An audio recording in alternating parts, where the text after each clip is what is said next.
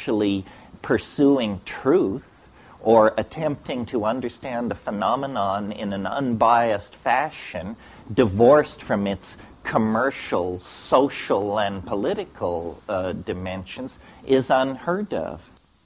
On hallucinogens and boundary dissolution. If you look at thousands of these experiences, they dissolve boundaries.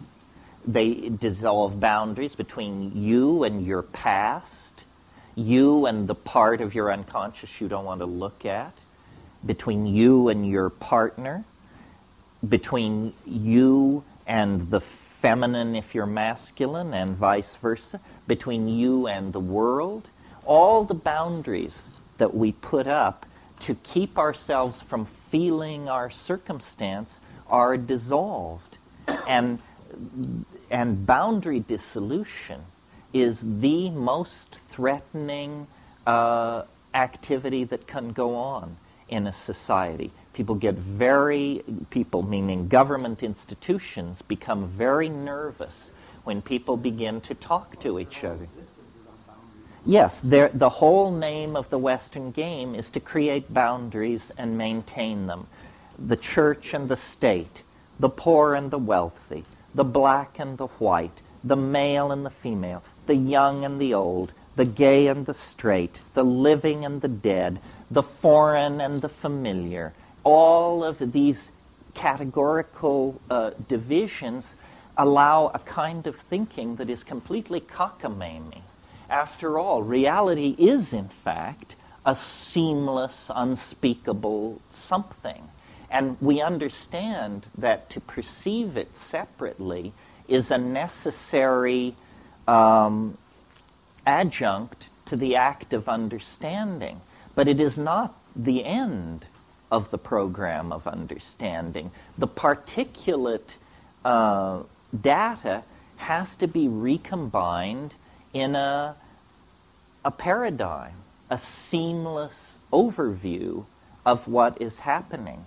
And the drugs that Western society has traditionally favored have either been drugs which maintain boundaries or drugs which promote mindless, repetitious physical activity on the assembly line, in the slave galley, on the latifundia, the slave-driven agricultural project, whatever it is.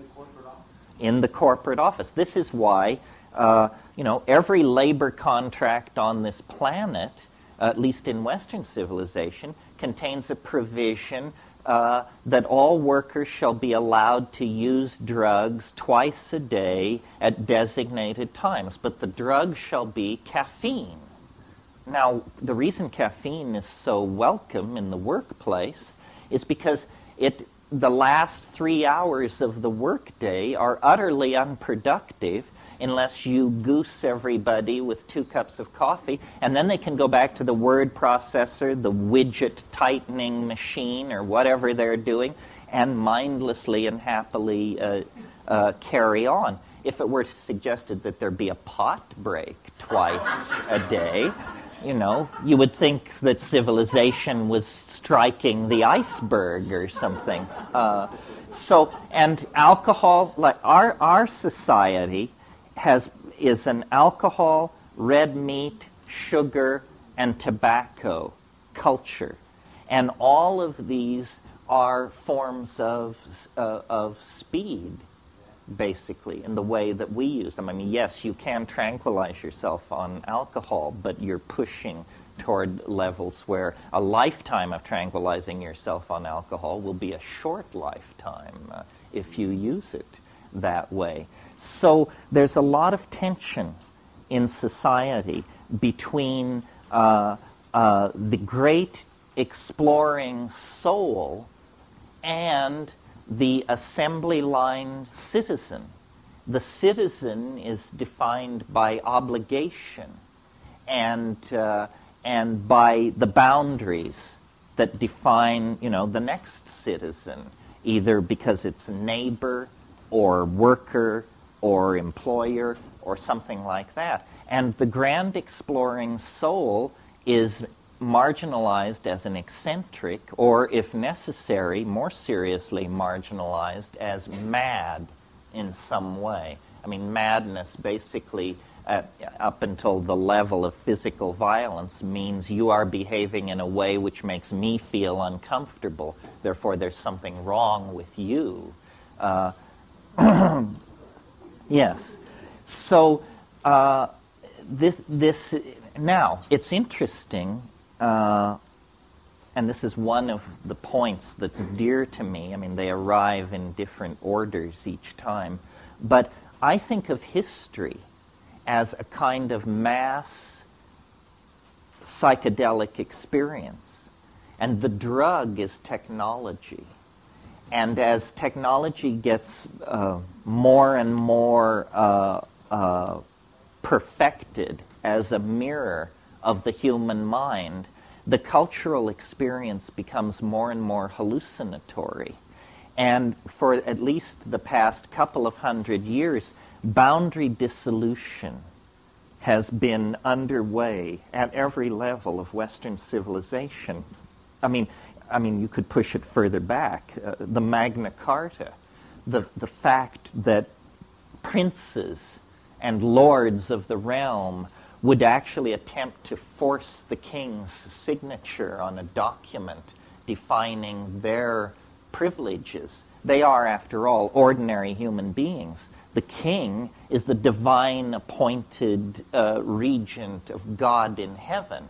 So this was a severe boundary dissolution within the context of the age in which it was taking place. They were actually saying, you, as Christ's representative on earth, should cede some of this omnipotence to us, mere mortals suspended in the political process.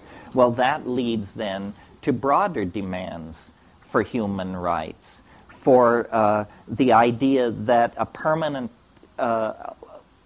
and large segment of society kept in permanent poverty is unacceptable. We got rid of debtors' prisons and things like this.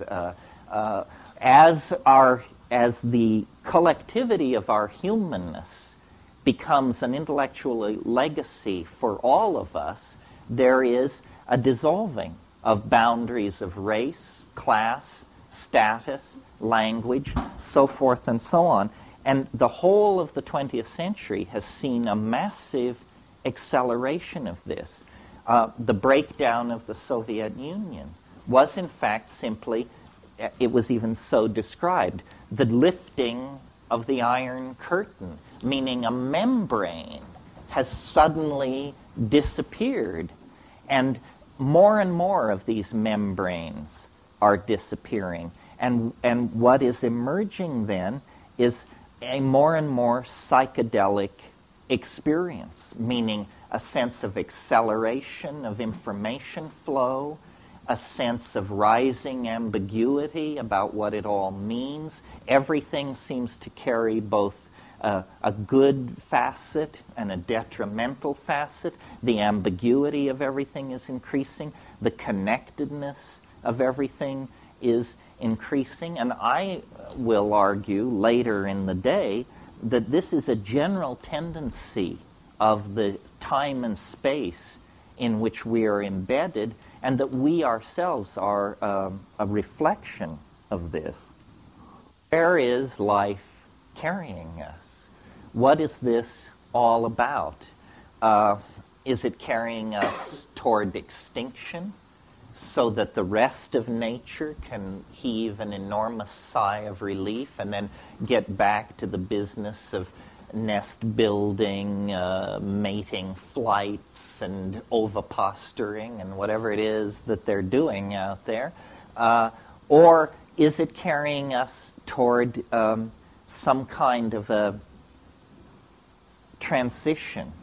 If you look back through the history of life, which is a long history, I mean, it reaches back a billion years, it's every advance happens suddenly, unpredictably, and in a very short period of time.